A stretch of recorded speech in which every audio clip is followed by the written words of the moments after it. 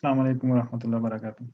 कहानी कंटिन्यू करते हैं। जब अबू जहल अ, पब्लिकली जो ना बहुत ज़्यादा ह्यूमिलिएट करता था और टॉर्चर करता था पूरी फैमिली को, यानी कि हज़रत सुमैया की। इसमें टॉर्चर बात ये भी थी कि एक-दूसरे के सामने करते थे।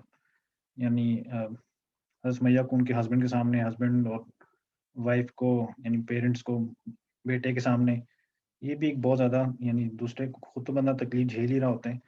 तो अपने करीबी को भी उस तकलीफ़ में और उससे भी बढ़ के एक तकलीफ़ में देखना, वो भी एक एडेड ये ना एक टॉर्चर होता है, हर लिहाज़ से।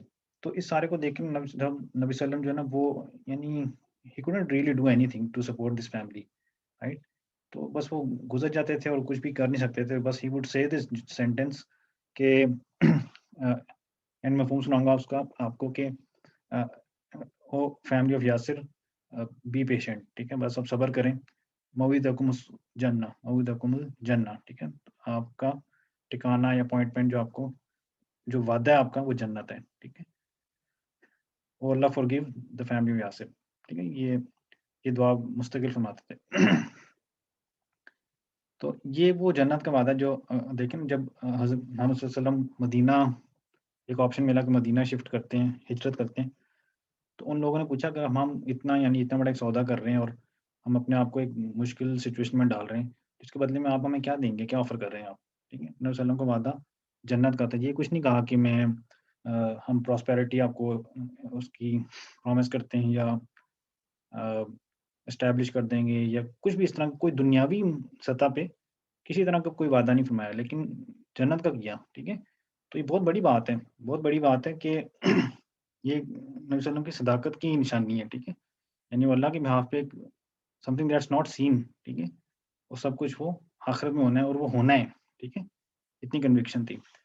अ, एक मैं आपको छोटी बात सुनाता हूँ यहाँ पे कि जब ऐसा शख्स जिसको ना दुनिया में उसने बड़ी सख्त ज़िंदगी गुज़ारी, तकलीफ़ों में, आज़माइशों में, गुर्बत में, यू नो इब्तिला में था, मुब्तला हुआ था हर वक़्त आज़माइशों में।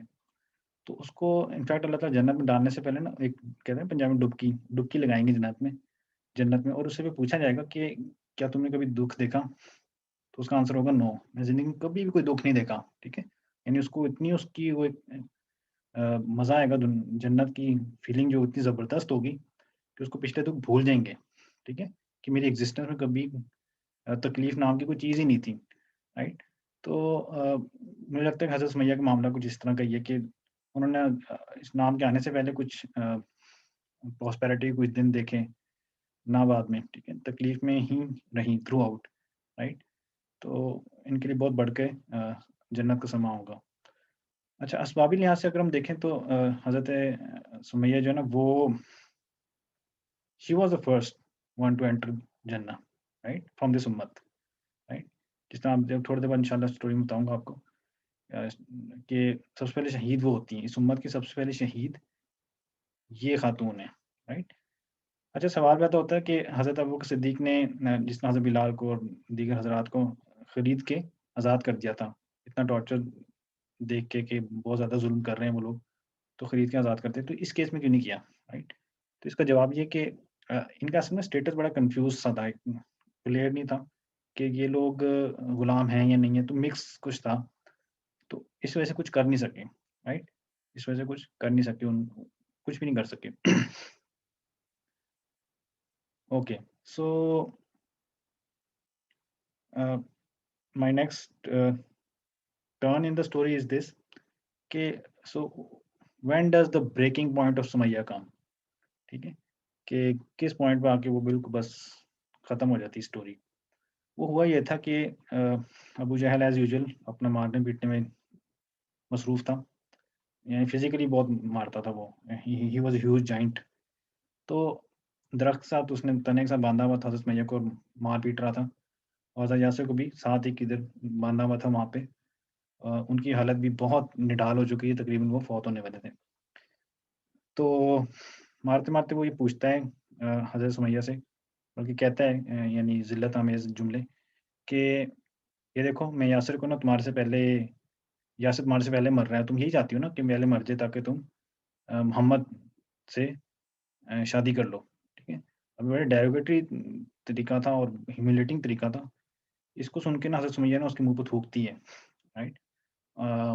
تھوکتی ہے اور اس کو یہ کہتی ہے کہ اخزاک اللہ یا عدو اللہ، کہ اللہ تمہیں ذلیل کرے، اللہ کے دشمن، یا الفاحش البدی، ٹھیک ہے، بالکل تم جو ہے نا کیا کہتے ہیں بےہودہ ہو، ٹھیک ہے، بالکل تم بےہودہ ہو.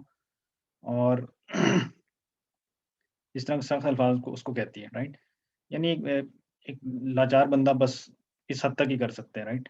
اس پہ اس کو غصہ چڑھتا ہے اور پھر وہ اپنی اسپیئر سے، اپنی برچی سے ان کو مارتا ہے، پیٹ میں مارتا ہے، جس میں آدھا کر دیتا ہے، ٹھیک ہے، ان کی باڈی کو آدھا کر دیتے ہیں. اور کس سے پہلے ایک جملہ سنا تھا آپ کو کہ مرنے سے بالکل عین پہلے نا اس کو ایک جملہ بھی بولتی ہیں حضرت سمیہ کے، اس کو جملہ بھی بولتی ہیں کہ تم اتنے بڑے سمجھتے ہو اپنے آپ کو، میرے نزدیک تم نا چھوٹے سے کیڑے مکوڑے جس کو میں پاؤں کے جو رون کے نکل جاؤں گی، ٹھیک ہے. اس پہ وہ فل غصے میں آتا ہے، تیش میں آتا ہے اور وہ وار کرتا ہے اور مار دیتا ہے، ٹھیک ہے، اور شہید کر دیتا ہے. اور شارٹلی آفٹر پھر حضرت یاسر کا بھی انتقال ہوتا ہے. اور یہ سارا کچھ نا دونوں اب پیرنٹس کو مرتے ہوئے، فوت ہوتے ہوئے، شہید ہوتے ہوئے ان کے بیٹا عمار بھی دیکھتے ہیں، ٹھیک ہے. اور وہ ان کو بھی مار پیٹ رہا ہوتا ہے ابو جہل، اور کہتا ہے کہ نا نبی صلی اللہ علیہ وسلم پر لعنت کریں. وہ اس کمزوری میں، اس پریشر میں، اس ٹارچر میں آ کے وہ کچھ جملے کہہ بھی دیتے ہیں، ٹھیک ہے. پھر بعد میں ہوا تھا کہ یاسر جب بھی حضرت یاسر جب بھی نبی صلی اللہ علیہ وسلم کے قریب آتے یہ وہ تو نظر جھکاتے اور شرمندہ سے رہتے تھے. نبی صلی اللہ علیہ وسلم نے ایکچولی ان سے پوچھا کہ معاملہ کیا ہے، is it some thing wrong? تو انہوں نے پھر سارا معاملہ بتایا، سچ بتایا. اور نبی صلی اللہ علیہ وسلم نے اس کے جواب میں یہ کہا کہ اللہ تعالیٰ اس کی معافی کریں گے آپ کی، ٹھیک ہے، کیونکہ یہ بلکہ ان کو فردر یہ کہا کہ اگر وہ ریپیٹ کریں اس طرح مارنا پیٹنا تو آپ دوبارہ بے شک یہ جملے بول دیں، ٹھیک ہے، کیونکہ یہ تو صرف تمہارے زبان کے کلمے، تمہارے دل کا حال ایسا نہیں ہے، ٹھیک ہے. اس لیے علماء نے یہاں سے نقطہ نکالا تھا کہ اگر کسی شخص کا دل مطمئن ہو اور وہ زبان سے بظاہر کفر کلمہ بھی بول دے تب بھی اس کا مواخذہ نہیں ہے، وہ بے ایمان نہیں کہلائے گا، ایمان پہ ہی ہوگا، ٹھیک ہے. اچھا، حضرت عمار زندہ رہے، ابو جہل بھی زندہ رہا، اور یہ حضرت عمار کچھ بھی کر نہیں سکے، یعنی he couldn't do anything of the person who was the murderer of his parents.